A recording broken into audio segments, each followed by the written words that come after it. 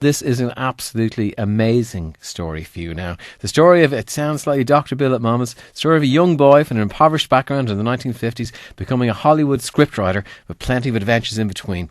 There's even talk of a film being made of this, with Justin Bieber playing the author, would you believe? The book is called Maggie's Breakfast and the author is Gabriel Walsh, who's in our Upper Lane studios. Gabriel, good morning. How are you today? Yes, good morning, sir. Nice to hear you, and great to hear that voice of Bob Dylan. It just reminded me when I was a young man in Greenwich Village, I used to hang out at a place called the Kettle of Fish with Liam Clancy, where Bob Dylan got his first, should we say, beginnings in the old days, you know. So great to hear that song. Did you Bob actually Dylan, meet Bob Dylan? Oh, I did indeed, yes, yeah. Did you talk to him? Well, yeah, I talked to him, yeah, way back. I'm getting so old now, I can't remember what I said or what he said, but I do remember because I lived right on a place called Thompson Street, which is where the old pub, the Kettle of Fish, was, where Liam and lots of people hung out in those days. He was the psychedelic poet of the 60s, which I'm still reverberating from. Liam Clancy as well, may I say it, absolutely. Liam as well, yeah. Lovely man and a major talent as well. A few times Liam took a part away from me when we auditioned for the same plays on Broadway and off-Broadway, and they always said Liam looked more Irish than Gabriel, so Liam always got the part and I always got to cry. It sounds like you were living a wonderful life, may I say. You were in the right place at the right time, weren't you? It was, because having a proclivity for fantasy and fantasizing, I was right in my element, with all those people beginning and the way the world was changing in the 60s and this, that and the other. Yeah, it was great. Revolutionary times, socially speaking. Take me back to the beginning of this story. It's Dublin in the 1950s. Where exactly? You're referring to the book, Maggie's Breakfast. Yeah, you're growing up. Yeah, I'm growing up in a place called Inchicore, which was up in about 2 miles or 3 miles from the centre of the city, and it was... I know it well. I went to school in St. Michael's, the school right in the middle of it. I did too, yeah. I was kicked out of it, beaten out of it, I should say, Yeah. Oh my God. I was almost sent to Dangan after not attending that school because of the draconian beatings I used to get from the Christian brothers there. And I went from Golden Bridge Convent over to St. Michael's after I made my communion into St. Michael's. It was like going from heaven into hell. Really? God, it's no longer a school, it's closed. No, and you remember the place called Keogh Square, an old British Army barracks? Yes, I do. That was there in those days. We used to wander around those hallways where sometimes families of 14 would share toilets in the barracks and such. Amazing place, amazing time. That is Dickensian poverty. They were still standing when I started going to school. They were knocked down thereafter and replaced by flats, white flats, which at the time we thought was the future. You were lucky you didn't go by. We probably would have thrown stones at you and things from the buildings there, and bottles, and anybody who came by who didn't belong there. Yeah, they did. Persona non grata. They did, because it's accessed by a lane called Josie's Lane. That's it, yeah. Little shop there called Josie's on the corner. That's gone also. You took your life in your hands going down the lane. Yeah, you certainly did. Even the bus would take a detour sometimes around Keogh Square because of the missiles being thrown from the wall there, the old brick wall. How did sometimes we throw stones at St. Patrick's Athletic Soccer Club was there too. How dare you, my team? Shay Gibbons, remember Shay Gibbons? Yes. You don't. Well, now the Shay Gibbons is the Irish goalkeeper at the moment. He's not the man you're talking about. No, Gibbons. Oh, right. He was a centre forward. He was the only guy who played for Ireland totally drunk, I think, at the time. I'm not 100% sure of that, but that's what they used to say. Colourful times. How did, because a boy in that background, I couldn't place a boy from that background in the Shelbourne Hotel. Two different ends of the social strata. Well, I got a job there in the Shelbourne by watching some American tourists going in, and one day I went across the street from Stephen's Green, and I asked the doorman, who was dressed in a beautiful green uniform, if I could work there, and to make a long story short, he referred me to the assistant manager, and I went around the back and got hired to become a breakfast waiter. And then you get to meet this woman, Margaret Burke-Sheridan. I was quite amazed to read about her. Tell me a bit about her. Well, I got to meet her sort of in a different kind of way. When her breakfast, for example, came up one morning, and all the other waiters, staff were terrified of her in the hotel. She had a horrible reputation of being a difficult customer. And when her breakfast came up on the dumb waiter, they all ran out of the pantry, and I said, "Look, give it to me. Nobody can be that bad," because having survived Inchicore, I figured I could survive anything. So I took the breakfast tray down to her room, knocked on the door. Now, I've told this story so many times before, so forgive me if it doesn't sound fresh to you. I'm just trying to make it sound new. Anyway, I knock at the door, I go in, and I hear this opera playing in the dark room. Curtains are drawn, and I walk across the room. There's no one in the bed, and I said, "Well, my God, this is odd." So I turn around to the left, and I see her semi-stretched on the floor with her hand under the bed. And I thought, now I know why this woman is so crazy, why everybody's so frightened of her, and such and such. So in my innocence, perhaps, maybe more ignorance, I knelt down on the floor with the tray and pushed it towards her.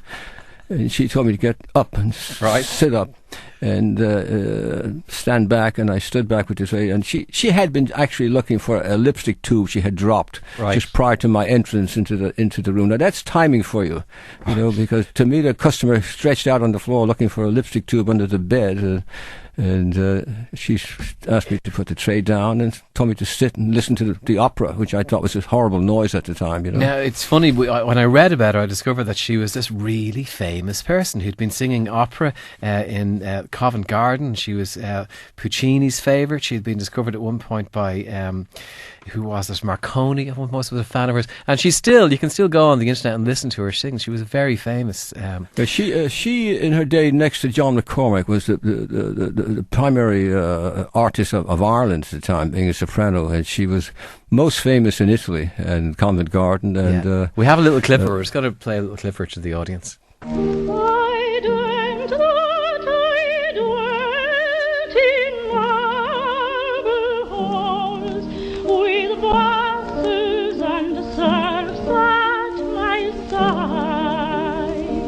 Incredible. She was a woman who she had a not dissimilar story to yours, wasn't she? She was parents dead by 11.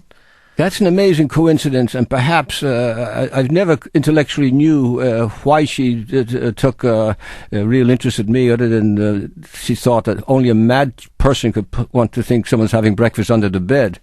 So, but she somehow thought that was creative or something. She was born Mayo 1889, for those who want to know. Thanks to the nuns in Dublin, they sent her to London to be trained, and that was where, let's face it, the religious get an awful lot of, and have been getting a lot of criticism in Ireland recently, but just an example of some good nuns seeing the good. There are a few good nuns, Why did she take a shine to you? Do you think, was it that similarity in background? Well, you see, she would have known it more than I would, because I was so essentially so unsophisticated and knew, and I used, what did I know? Nothing. And she I guess she did, and she asked me about my parents, my family, my everything. And I think in those days she was also suffering from cancer, and maybe, as I said, someone said in the back of the book, this was perhaps her last aria, to help somebody. And how did she end up getting you to America? Well, her patrons, she had some patrons, a man and woman, rich people in New York who were her patrons, who actually supported her and paid her hotel bills, etc., etc. They were opera buffs, and they loved her voice, and they took care of her. And then she, in turn, took care of me and passed me along to them, and they brought me to America, became my legal guardians, and I went from one struggle to another. And you went to L.A. How did you become a screenwriter? Well, I'm jumping now, over the years. When I came out of the United States Army, I was in a place called Barney's Beanery, an old hangout where Jack Nicholson... Know it well. You do? Well, I do, gosh, yeah. We must... Do we know anybody in person together? We haven't shared girls, have we? No comment. You didn't go out with Judy Garland like I did you? No way. You did not go out with Judy Garland. I did. Yeah. I met her in that bar, actually, and Judy and I had a couple of drinks for about a week and a half after. She was always very drunk, I won't say, Rufus Wainwright would take your arm off. Somewhere over the rainbow, Yeah, what? Incredible. But tell me, how did you become a screenwriter? Because you had enormous success with that. Well, I was acting, actually. I was brought out to Hollywood by Universal Pictures after the army, and I was sitting in a bar, Barney's Beanery, and I was waiting for this girl to show up. I don't remember her name. I don't even remember who she was, actually, but I took these napkins out of off the counter, and I kept writing this little story I remembered of myself as a child in Dublin, going around following the horses, picking up the horse manure and spreading it on the flowers and such. Yeah. And then I stuck it onto my old army jacket, and I went back to my apartment, which was across the street. Woke up the next morning semi-sober and began to read it. And said, "God, gosh, this might be interesting." And I went to a pawn shop down on Santa Monica Boulevard, redeemed a typewriter, and began to type it up. And within a week, a friend of mine, a Hollywood director, I don't know if he's still alive, Mark Rydell, introduced me to another friend of his, and he read it and took it away, and then I put it in my pocket. Another day, I went up to another restaurant and bar. I bumped into Gene Wilder, and I don't remember if I was sober or not, but I do remember throwing the thing in front of him on his soup, I think, in the restaurant, and he took it. He was with someone. A week later, he called me up and said he wanted to make this film. Incredible. And the real thing about that film was he gave it to Jean Renoir, a great master of the movies, to direct. And Jean Renoir said to Jean that it was the best thing he'd read since Charlie Chaplin. And he must have been right, because it won. He must have been right, because I wrote it when I was totally drunk, so I didn't know what the hell I was writing. What a tale. Sadly, we're beaten by the clock. That won you the comedy screen at the Writers Guild of America in 1971. You're also in Heaven's Gate. And your tale, it's quite a story. It really is.